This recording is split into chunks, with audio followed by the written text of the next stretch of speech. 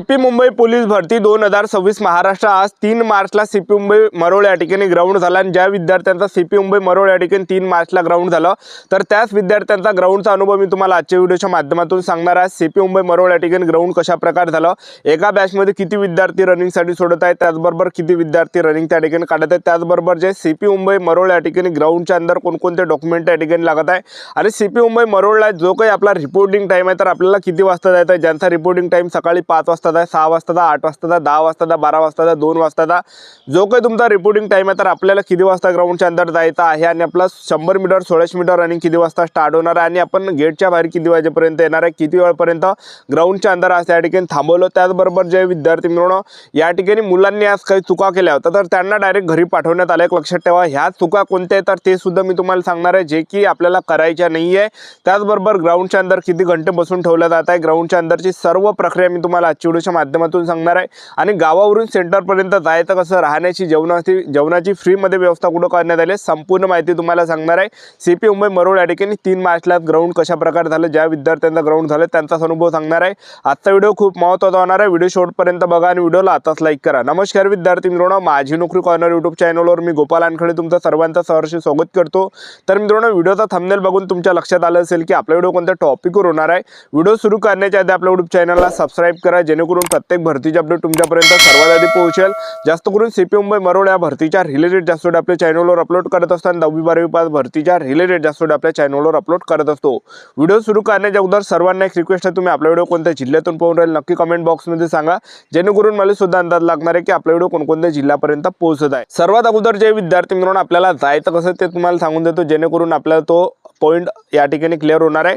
जे काही तुमचं गाव असेल, जो काही जिल्हा असेल तर सर्वात पहिले आपल्याला यायचं आहे CST ला किंवा तुम्ही या ठिकाणी ठाणेला सुद्धा येऊ शकता, CST किंवा ठाणेला येऊ शकता आणि तिथं आल्यानंतर तिथून आपल्याला जे विद्यार्थी मित्रांनो घाटकोपरची लोकल पकडायची आहे। 10 रुपये तिकीट आहे, घाटकोपरमध्ये आपल्याला यायचं आहे। घाटकोपरमध्ये आल्यानंतर घाटकोपर रेल्वे स्टेशनलाच अटॅच आहे विद्यार्थी मित्रांनो घाटकोपर मेट्रो स्टेशन, आपल्याला घाटकोपर मेट्रो स्टेशनमध्ये जायचं आहे। तिथं 20 रुपयाची तिकीट आहे। मरोळ नाकामधून तुम्ही तिकीट फाळा मरोळ नाकाची तर तुम्हाला मरोळ नाकापर्यंत ते मेट्रो पोहोचून देणार आहे 20 रुपयामध्ये। लांब आहे तिथून मरोळ नाका पण 20 रुपयात आपल्याला मेट्रोना जाता येणार आहे आणि मरोळ नाकामध्ये उतरल्यानंतर तिथून जे विद्यार्थी मित्रांनो सरळ 1.5 किलोमीटर पैदल आपल्याला जायचं आहे आणि 15 मिनिटाचा रस्ता आहे। 15 मिनिटामध्ये आपण त्या ठिकाणी पोलीस मुख्यालय मरोळ या ठिकाणी पोहोचणार आहे आणि ऑटोवाल्याला जर तुम्ही विचारलं 70-80 रुपये ऑटोवाले त्या ठिकाणी लुबाडत आहेत प्रत्येक विद्यार्थ्यांपासून, एक लक्षात ठेवा। किंवा मग सिटी बस आहे, सिटी बसचा टाइम आपल्याला माहित नाही, 1 घंट्याने येते 2 घंट्याने येते एवढं माहित नाही। सिटी बस 10 रुपये घेते सिटी बसवाला, ठीक आहे। तर अशा प्रकारे आणि तुम्ही मरोळ पोलीस मुख्यालयापाशी गेल्यानंतर तिथून 150 मीटर आपल्याला आणखीन पैदल चालायचं आहे सरळ समोर। तर त्या ठिकाणी राम मंदिर आहे, राम मंदिरमध्ये सर्वांसाठी राहण्याची व्यवस्था करण्यात आली आहे। जेवणाची व्यवस्था 2 टाइम तुमच्यासाठी करण्यात आली आहे, दोन्ही टाइम तुम्हाला जेवायला भात त्या ठिकाणी भेटणार आहे। अशा प्रकारे त्या ठिकाणी राहण्याची जेवणाची व्यवस्था आहे। तर आज ग्राउंड कशा प्रकारे झाला आणि मुलांनी कोणत्या चुका केल्या ते तुम्हाला सांगून देतो। जो काही आपला रिपोर्टिंग टाइम आहे त्याच्या अगोदरचा आज काही विद्यार्थी दुपारी 2 वाजताच्या नंतर त्या ठिकाणी आले होते, त्यांना डायरेक्ट घरी पाठवण्यात आलं। एक लक्षात ठेवा, ह्या चुका करू नका। भले तुम्ही 1-2 दिवस अगोदर जा पण जो काही तुमचा रिपोर्टिंग टाइम आहे त्याच्या 1-2 घंटे अगोदर जा किंवा त्या टाइमात गेले तर काही त्या ठिकाणी फरक पडणार नाही आहे। ह्या काही गोष्टीचं लक्ष ठेवायचं आहे। 2 वाजता नंतर दुपारी गेले तर घरी पाठवले जाणार आहे। तर सर्वात अगोदर मी तुम्हाला सांगून देतो जे काही आज सकाळी 5 वाजताची बॅच होती, 6 वाजताची बॅच होती, 8 वाजताची बॅच होती, हे विद्यार्थी त्या ठिकाणी सकाळी 5 वाजतापासून रांगेमध्ये होते। तर यांचं जे पहिला इव्हेंट त्या ठिकाणी झालं, जे विद्यार्थी 5 वाजता लागले त्याचा इव्हेंट 6 वाजता त्या ठिकाणी झालं 100 मीटर आणि 1600 मीटर रनिंग। जे 8 वाजता लागले त्यांचा 9-10 वाजेपर्यंत 100 मीटर 1600 मीटर रनिंग त्या ठिकाणी झालं आणि जे दुपारी त्या ठिकाणी रांगेमध्ये लागत आहे म्हणजे समजा 10 वाजता म्हणा 12 वाजता म्हणा तर त्या विद्यार्थ्यांचं जे ग्राउंड आहे जवळपास 2 वाजताच्या आसपास त्या ठिकाणी 100 मीटर 1600 मीटर होत आहे। म्हणजे 12 ते 2-3 वाजताच्या आसपास त्या ठिकाणी 100 मीटर 1600 मीटर इव्हेंट होत आहे आणि जे विद्यार्थी दुपारी 2 वाजता रांगेमध्ये लागत आहे, 2 वाजताची बॅच आहे, त्यांचा ग्राउंड 4 वाजता त्या ठिकाणी 100 मीटर 1600 मीटर रनिंग पहिला इव्हेंट त्या ठिकाणी स्टार्ट होत आहे। अशा प्रकारे आहे। तर आज जे विद्यार्थी मित्रांनो सर्वात अगोदर गेटच्या अंदर एंट्रीच्या वेळेस त्या ठिकाणी आपल्याला सर्वात अगोदर हॉल तिकीट आणि आधार कार्ड वरतं त्या ठिकाणी ठेवायचं आहे, त्यांना दाखवायचं आहे आणि तिथं रांगेमध्येच आपल्याला 1 घंटा त्या ठिकाणी उभं राहावं लागते। एक लक्षात ठेवा, कारण की जास्त विद्यार्थी त्या ठिकाणी राहते। तर सर्वात अगोदर जे विद्यार्थी मित्रांनो हे 2 वरतं डॉक्युमेंट ठेवायचे, आधार कार्ड आणि हॉल तिकीट। गेटच्या अंदर एंट्री द्यायच्या वेळेस जे त्या ठिकाणी सर्वात अगोदर आपल्याला बॅगा त्या ठिकाणी काढायला लावते। तर आपल्याला कोणकोणत्या गोष्टीचं लक्ष ठेवायचं तर बघा, ग्राउंडच्या अंदर जाण्याच्या अगोदर जे विद्यार्थी मित्रांनो तुम्ही फळ फ्रूट त्या ठिकाणी खाऊ शकता किंवा हलकासा नाश्ता जेवण करूनही गेले तर तरी चालते, कारण की ग्राउंडच्या अंदर जास्त वेळपर्यंत बसून ठेवलं जातं। 8-8 घंटे 6-6 घंटे 10-10 घंटे अशा प्रकारे जास्त वेळपर्यंत मुलांना बसून ठेवलं जातं। तर आपल्या शरीरामध्ये एनर्जी असली पाहिजे। 100 मीटर आहे ताकदीचं काम आहे, 1600 मीटर ताकदीचं काम आहे, गोळा फेका लागते ताकदीचं काम आहे आणि शरीरामध्ये आपल्या आनंद त्या ठिकाणी असला पाहिजे जेणेकरून आपला ग्राउंडचा परफॉर्मन्स त्या ठिकाणी चांगला बसणार आहे। ठीक आहे, जेवण करून तर आज सर्वात अगोदर त्या ठिकाणी मुलांना बॅगा काढायला लावल्या। बॅगा काढल्यानंतर त्या ठिकाणी जे वरतं आपण फळ फ्रूट नेऊ शकता तुम्ही अंदर आणि बाहेर सुद्धा खून घ्या। फळ फ्रूटची पन्नी सोबत त्या ठिकाणी न्यायचे आणि तिथं बॅगा ठेवल्यानंतर वरतं डॉक्युमेंट फक्त दोनच ठेवायचं आहे, ओरिजिनल आधार कार्ड, ओरिजिनल हॉल तिकीट आणि 2 फोटो, बस एवढे डॉक्युमेंट न्यायचे। आणि त्याचबरोबर एक आपल्याला डिटेल इन्चार्ज येते आणि आपल्याला तो त्या ठिकाणी 50 विद्यार्थी बॅच त्या ठिकाणी नेत आहे।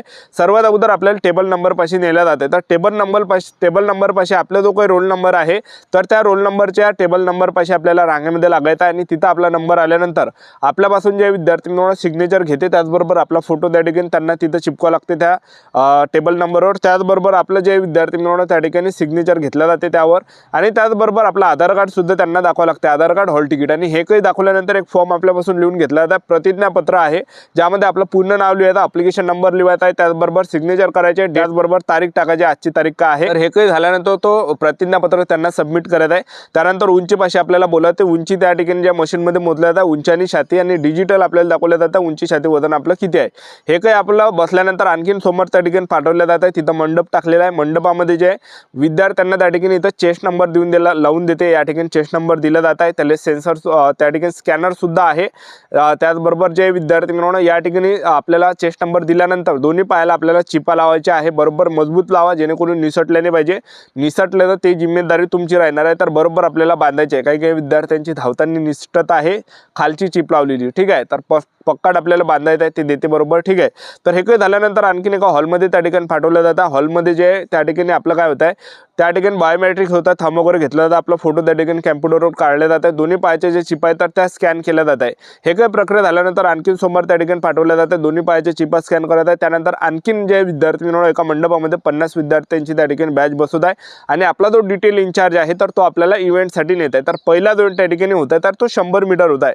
तर 100 मीटर जे विद्यार्थी मिळवणं बुटानं न धावता तर बिना बुटाचा तुम्ही धावून पहा त्या ठिकाणी चांगला बसणार आहे, कारण की पाय आपले त्या ठिकाणी फटाफट त्या ठिकाणी उचलले जाते। तर 100 मीटरमध्ये 3-3 विद्यार्थी एका टाइमला त्या ठिकाणी सोडत आहे। 100 मीटरची जी सिस्टीम आहे सीपी मुंबई मरोळ या ठिकाणची, तर पहा त्या ठिकाणी पहिले ते शिट्टी वाजवत आहे, शिट्टी वाजवल्यानंतर त्या ठिकाणी जे विद्यार्थी मिळवणं आपल्याला निघायचं एक लक्षात ठेवा, ठीक आहे, शिट्टी वाजल्यावर आपला टायमिंग त्या ठिकाणी चालू होते, अशी त्या ठिकाणी सिस्टीम आहे।